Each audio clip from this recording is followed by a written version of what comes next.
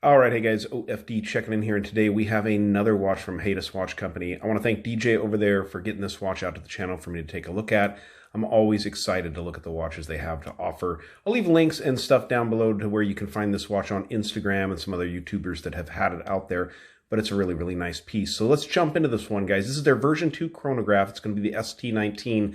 Reason being is because in the production models of these watches, they will be running the Seiko ST19 hand winding movement. This current model that came out to me, DJ wanted to get them out there so people could see them. But this one is running a VK64 Mecha Quartz, but going to give you the whole kind of idea behind the watch and what they're looking to do with it. So let's talk specs on this one, guys. You got a 42mm case from side to side. Comes in at 49 lug tip to lug tip. I measured 13mm of thickness from the case back to the top of the Sapphire Crystal, and it's running 22mm lug openings.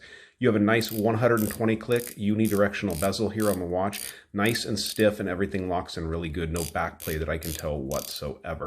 Now, as far as the chronograph dials go, I'm going to show you what's on this watch. I'm assuming it's going to be the same on the production model, but I'm really not quite sure. So over here at the 3 o'clock position, you have a 24-hour, keeping track of your 24-hour time.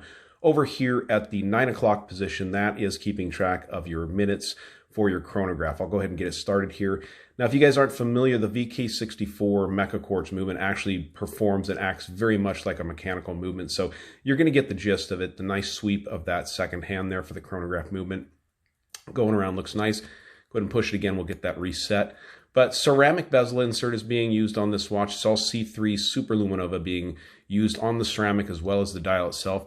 I'm going to get it up here a little bit closer so we can take a closer look at the dial. Now you can see that there's actually a little bit of texture and sunburst to those subdials on the watch, which is really, really nice. And also, going to be a little hard to capture here, but you guys can see in these indices, it's actually a sandwich dial. So your lume is down below that top dial on the subdial of the watch there.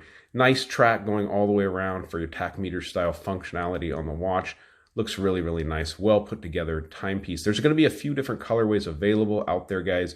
So definitely check them out. Looking at the case and the polishing work done on the case here, you guys can see it's pretty much mostly brushed on the sides and on top. You do have a nice clean polish coming up underneath the lug, along the lugs and underneath the bezel here. Knurling on the 7mm crown and also knurling on the 5mm pushers. None of this is screw down, by the way. It's a 100-meter water resistant watch. Let's go ahead and pause it for just a second. Get this watch on my 7-inch wrist and then stick around for the lume shot. So here's the watch on my 7-inch wrist. How about that? I'm wearing a yellow sweatshirt, which is great. It matches that yellow internal subdial. There's going to be different, or chapter ring, I should say. There's going to be different chapter rings on the watch as far as the colorways go. So check out the links down below over to the website where you guys can see all the different ones they're offering.